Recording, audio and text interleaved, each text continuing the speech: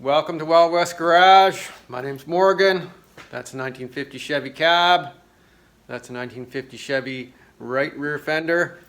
And there's some issues still to take care of on it. I've repaired the front section here with the running board bolts on.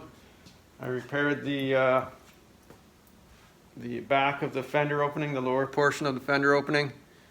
I've got videos on both of these repairs if you want to check them out. So this is the last part that I've got to deal with here, and there's a previous repair here, an old weld, and it's broken up. So let's take a look at this and I'll explain what I'm going to do. So at some point in this truck's life, this something broke up here, probably because a bolt fell out or whatever, and so the fender was working. And this crack developed here. Well, I think this crack developed first, and somebody welded it up with, I would assume, without taking the fender off the truck. The weld just terminated there, and then I'm going to guess that all this happened after. But anyways, it's irrelevant. I have to deal with it.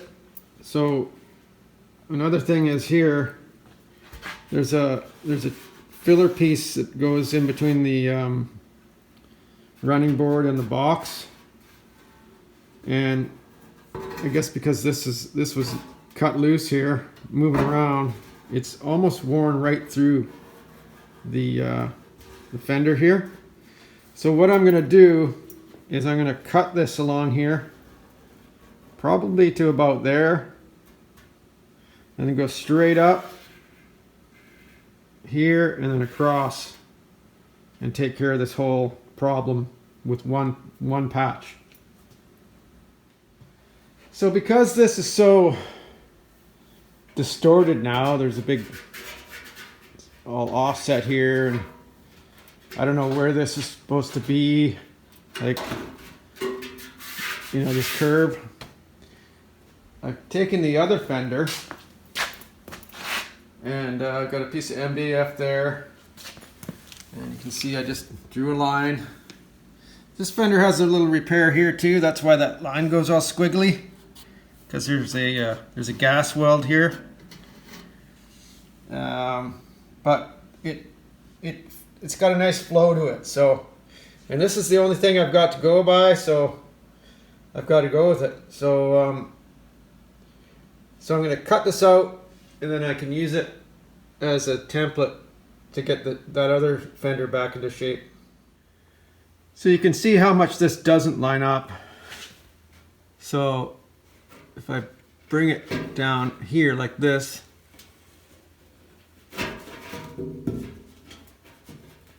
see, that lines up there now, and it lines up good on the top part of the fender. So it's just because this is all sticking out here. This is all, this is all offset, like almost 1/4 inch. This piece is kicked up, and then that piece is sloping down like that. So this is the highest spot. So that's why I just want to cut that out of there. I could, no, I couldn't. I won't. I could just cut this out like that and re-weld it back together, but then that doesn't address this here. It's just ugly. I'm getting rid of it. To me, that's the way to do it. Just get rid of all that nasty junk, because I'm going to end up with a weld here, a weld here. This is all missing. Then re-weld this, another weld here to take care of the thickness of that. So it's just easier. And I'm just gonna cut this straight across here. I'm not gonna try and go with that curve. There's no point in that. Just cut it straight across. Keep it simple. Nice parallel cut along the back, and then right into here. So I just want to quickly point something out here. See where this piece here, this doubler, you can see how this is a brace, whatever you want to call it. It's spot welded inside the flange of this fender. So it's been bent. So it's either the piece was too big, or this wasn't formed correctly, or I mean the bolt holes line up, so you can't blame that. So I would say this piece is just too big, was just too high, and so to get it in here to line up the bolt holes, they just had to kind of mash it in there and then spot weld it together. So that's kind of not a good thing there, because it's trapping junk, of course, and it'll stay wet in there and rust out. I'm surprised it isn't all rusted out along here. But then how do I deal with this, right? Like, I'm not gonna make my piece like that. So I'm gonna have to go in there and cut that so I can push it into the corner. And so anyways, I've talked about this before. These trucks, the quality control on them wasn't that great. There's other issues, like when I did the cab corner down there. I talk about issues with the fitment of that, and so I think people get a little bit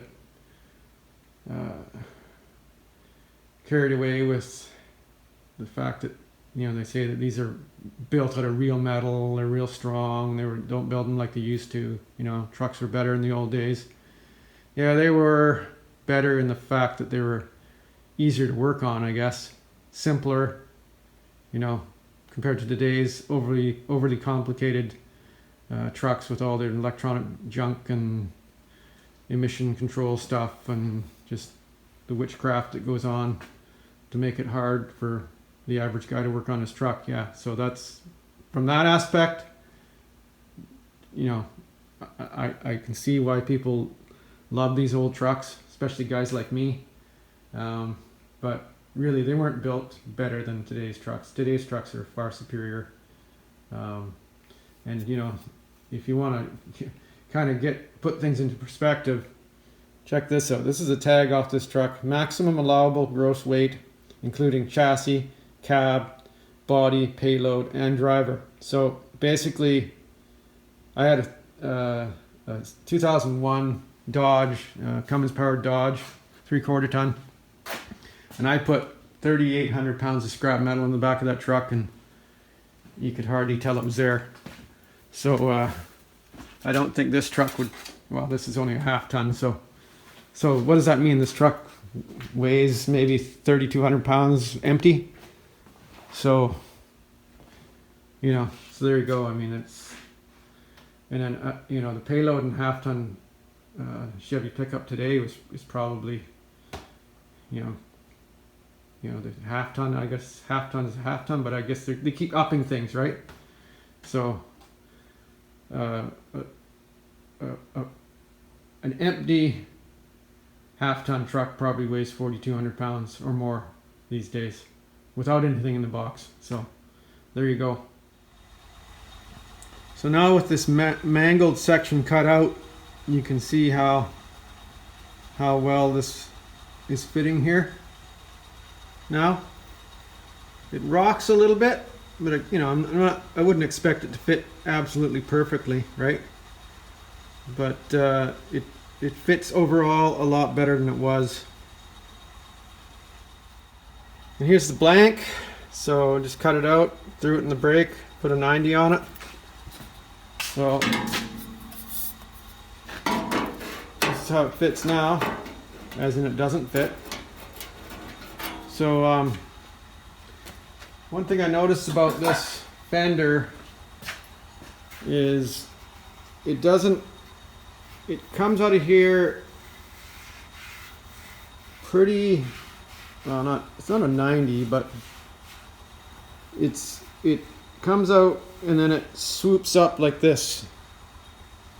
So it doesn't just come out of here and have the shape like that. It comes out and it swoops up a little bit right here, and then goes into the shape of the fender.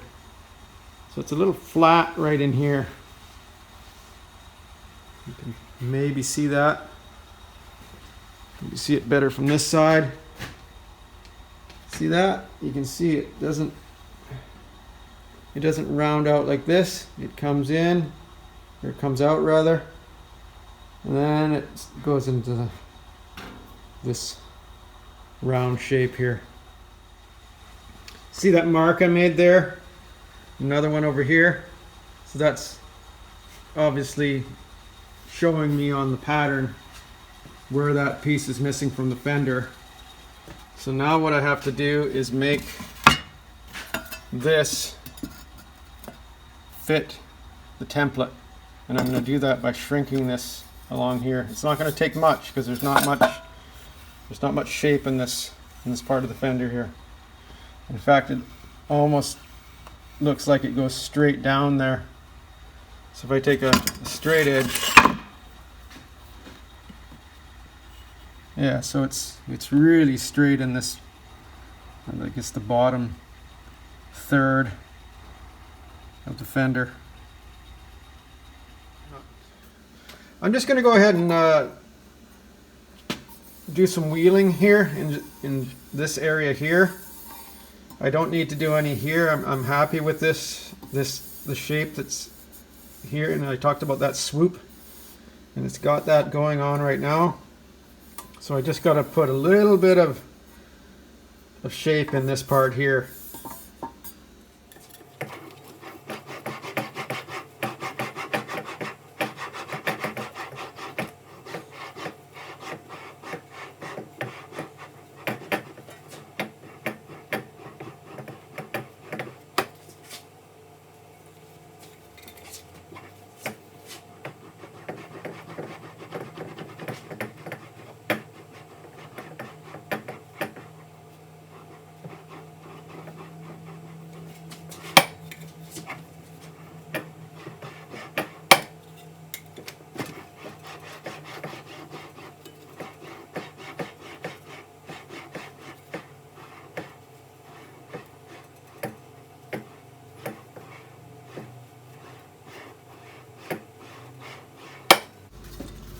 That's probably good.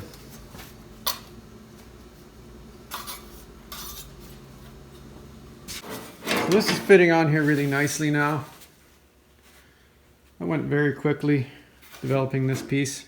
I mean, it's pretty simple, right? So, and you can see, like, I think you can probably agree that this was the way to go with this. Cleaned it right up. It's going to be about the same amount of welding as if I had messed around trying to stitch the old metal back together. I think it's just better all around.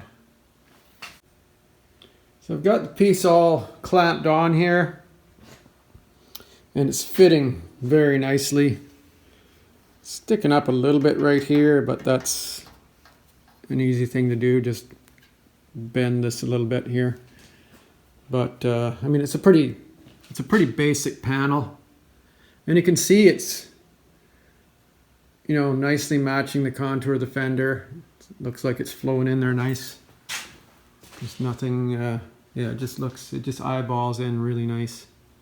So I'm going to go ahead and scribe it on the back now, trim it off, and then see how it fits. So I decided I better sneak up on this a little bit here. So I've got this trimmed on the flange side now, so it's flush. And now I'm going to rescribe this line across here and this line here. I ended up with a bit of a too big of a gap here, but that's okay. I'll trim off a little bit more here and slide it up, and I'll cut this scribe on the outside so it gives me a bit more material to work with on the top side. So I've got this fitting very nicely here now. I removed the clamp that was holding this here so I could put this in here. So it's fitting it very well. It's a little open there. There's a bit of a gap right there where the clamp is. It's not bad. I'm just going to go with that.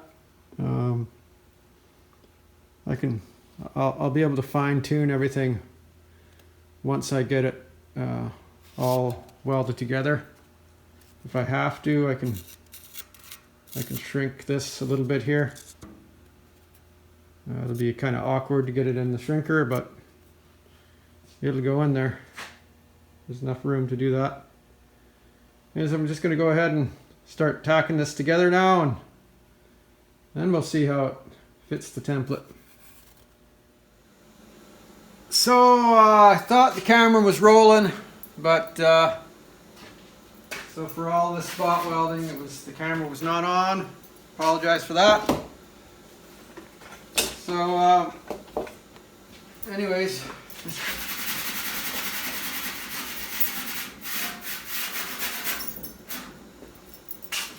let's carry on. So here we go. Template. Fits very well. Really fits nice. No, I don't think I could get it any better than that. It's beautiful. It fits that perfectly, really. I mean, the fender is going to move around a little bit anyways when you bolt it to the truck. As long as it looks good, it is going to be good.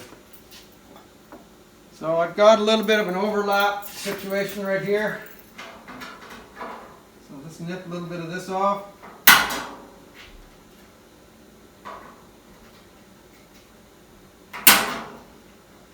There we go.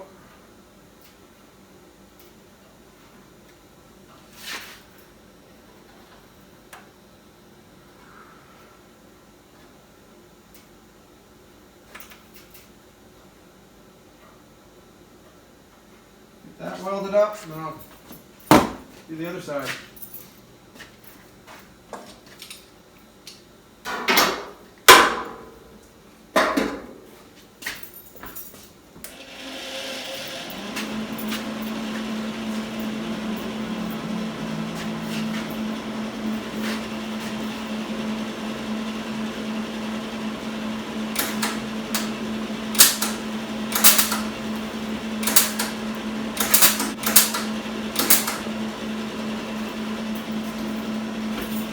Now.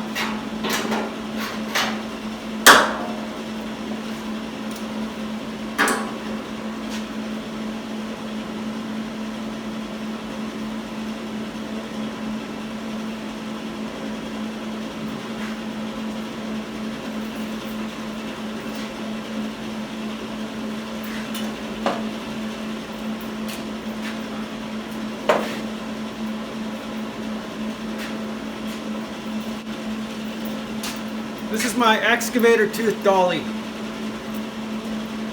you've been watching my channel for a while, you've seen this before. $15 and a bit of grinding.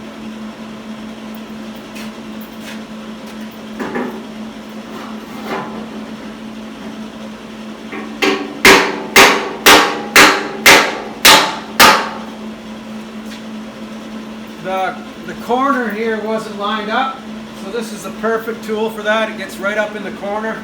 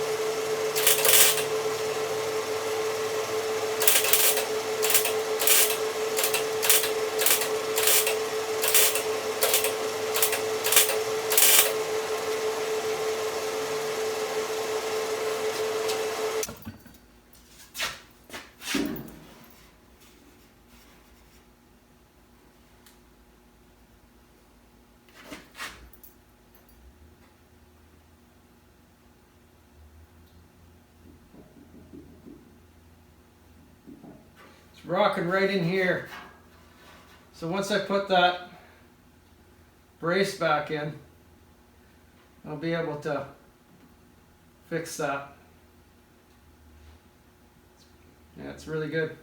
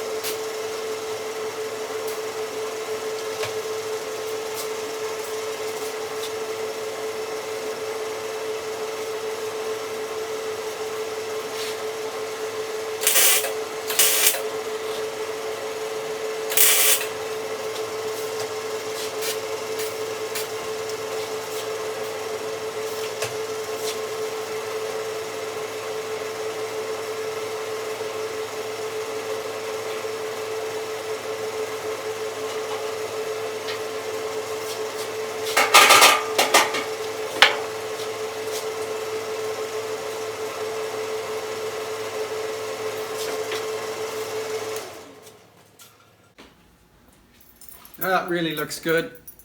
I'll bring you in for a closer look here.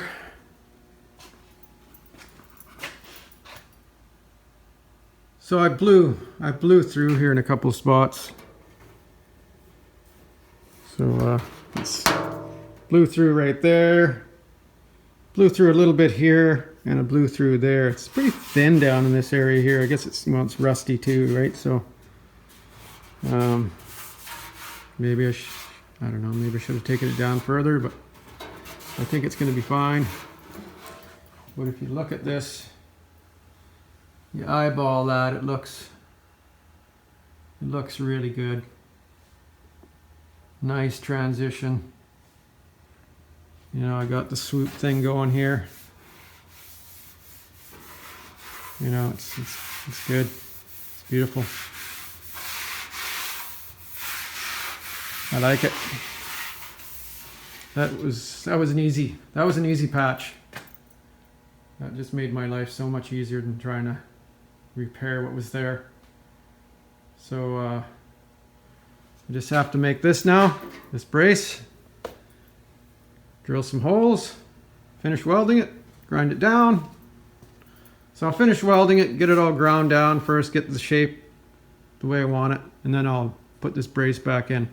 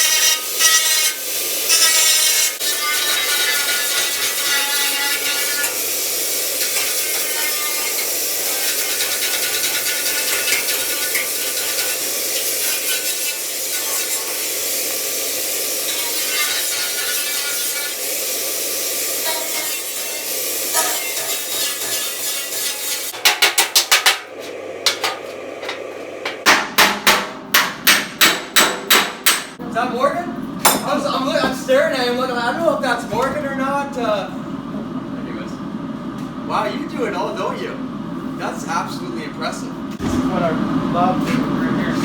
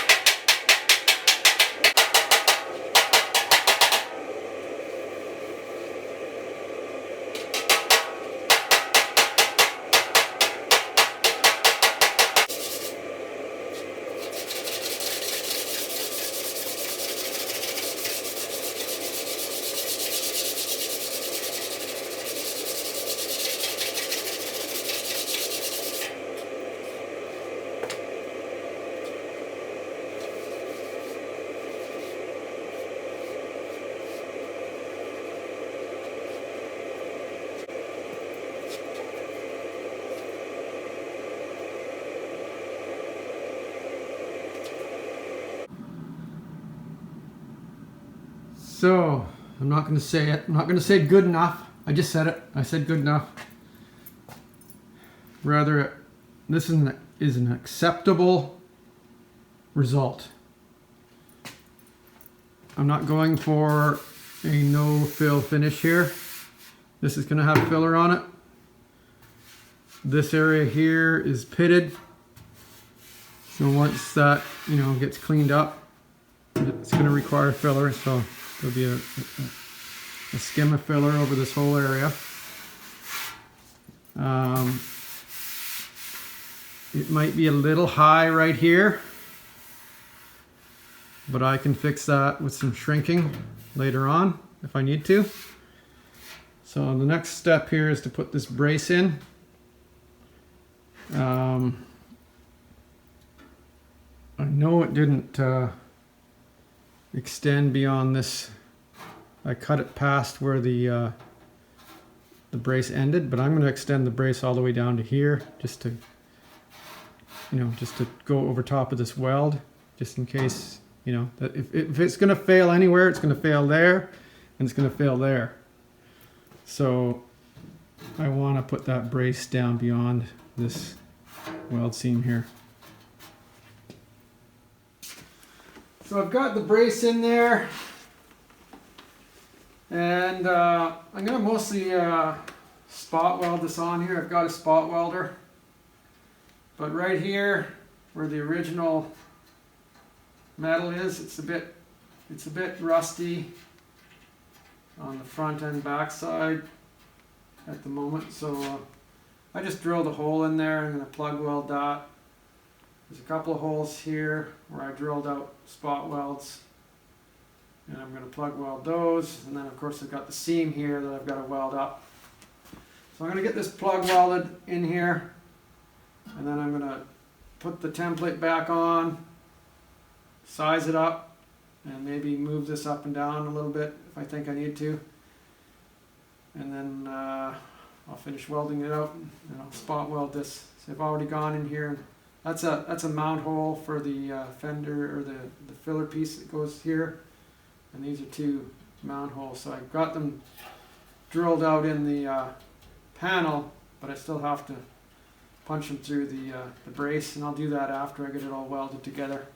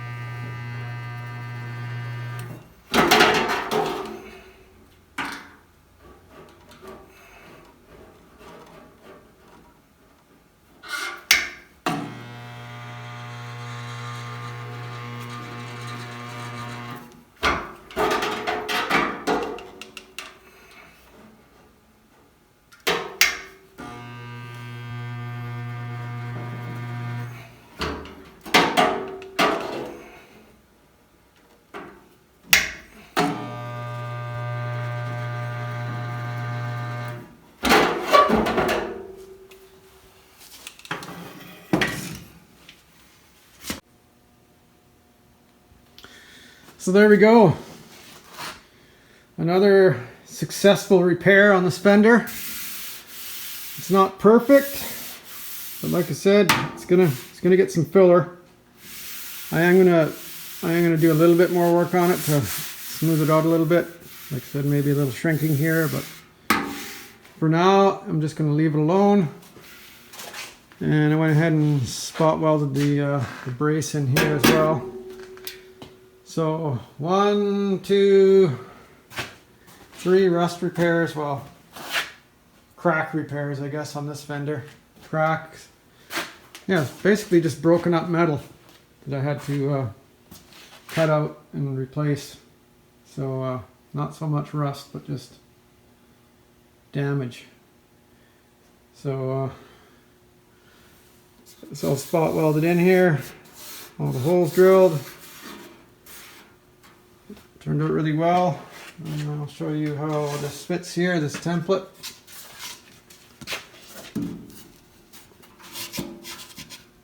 So it's really nice. Can't really argue with that, can you? That's as good as it's going to get. So that's it.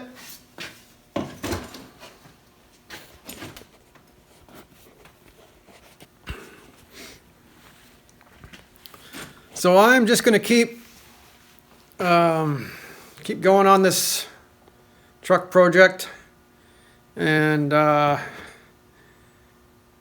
just going to keep making videos. So if you want to keep seeing them, you're going to keep watching them. Please comment, please like, please subscribe if you haven't already. I'm approaching 5,000 subs. Not a real big deal in the YouTube world, but it's a big deal in my world. It's very encouraging to me to see people enjoying my content, and ultimately my goal is to make it on YouTube. So I'm trying. So anyways, please keep watching my videos, and like I said, if you don't hit the like button, that's fine, but it does help out, and that's something I try to do. If I watch a video, if I get any enjoyment out of it at all, I'll just hit the like button. It just why not? It doesn't cost me anything. Helps the person out that's taking their time to make the videos, and that's what it's all about, right? We need to be encouraged to keep going, to provide the content that you enjoy. So, and that goes for any YouTuber. Like they're all there for the same reason. They want to get recognized for the work they're doing, and ultimately, I'll be quite honest. I'd like to do this full time and just make videos and make my living that way. Of course, I want to build cars, but it's something I love to do. And I think I'm reasonably good at it, and I think I can teach people how to do things and encourage people to try things. And like all the stuff that I've been doing here is just, anybody can do it. It's just a matter of putting your mind to it. And really the key to metal shaping, I think, is to not be afraid to fail at it, make mistakes. It's like anything you do. You learn from your mistakes, and a 4x8 sheet of 20 gauge sheet metal is it's not that expensive. I think I paid $130 for the last sheet that I bought. So it's pretty cheap. A pair of tin snips, a couple of hammers, some hunks of metal to shape things on. You can get started pretty cheaply in this hobby if you're really determined. A lot of the stuff that I do, sure, I've got this crappy shrinker stretcher here, but even those, you can get those fairly cheap. That one wasn't that expensive, really. I wouldn't buy another one of these because they're junk, but it's doing the job for now. I've got all kinds of different pieces of metal that I use for shaping stuff on. If you know anybody that's in the heavy duty equipment business, you can find all kinds of big bearing races and stuff. This came out of a scrap bin at a heavy duty shop. This chunk of I-beam came out of a scrap bin. I built this bead roller myself out of a lot of junk that I just found. That's a speed controller out of an old Blueprint machine. This plate that I made this out of, somebody gave it to me. You know, that's the gear set there is a small block Chevy timing set. I paid somebody $90 for that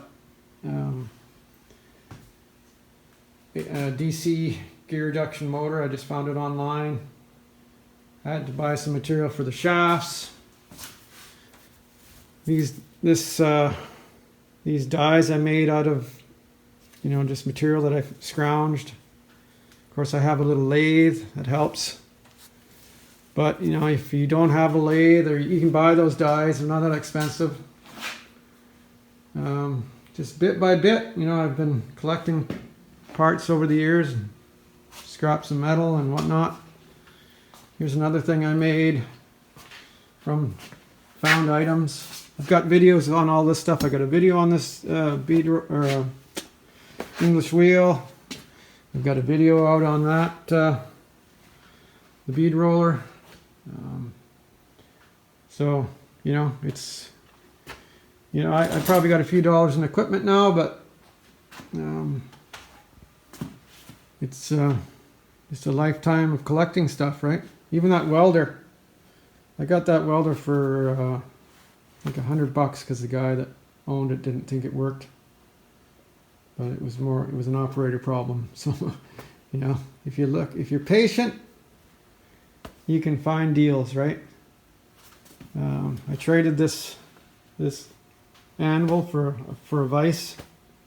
I did pay good money. Well, I got a good deal. I got this brake and a 52-inch. No, it's not. It's a 4-foot slip roller for $1,200. So I mean, I paid money for that, but that's not a lot of dough.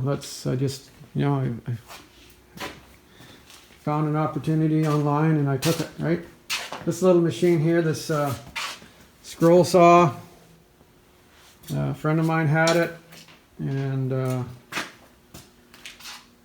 I saw, he just got the thing, and I saw it in his carport, and I said, man, I really like that. That's a nice machine. And I don't know where he got it, but a few weeks later, a month later or something, he phoned me up and said, hey, do you want this scroll saw? It quit working on me. So I said, sure, and I went over there and I loaded it up and brought it home, and all it was is something tripped in the motor. I pushed the reset button and it's been running ever since. I did feel a little guilty, so I gave him my little Canadian Tire scroll saw that I had, a 16-inch one, I think. And so he was happy. He had a little machine that didn't take up so much room in his shop. And I'm happy because this is great. This is it's got a 24-inch throat to it, and for, you know, making templates and stuff like I did on this Fender job, it's great for that. That's what I cut this with. So like I said, just be patient. You can build up an arsenal of tools in you know, in a few years anyways. This hammer I made myself. This is a special hammer I made for hamming door skins on car doors. It was just a chipping hammer. I don't know if that's going to go back in there. Anyway, like I said, just be patient.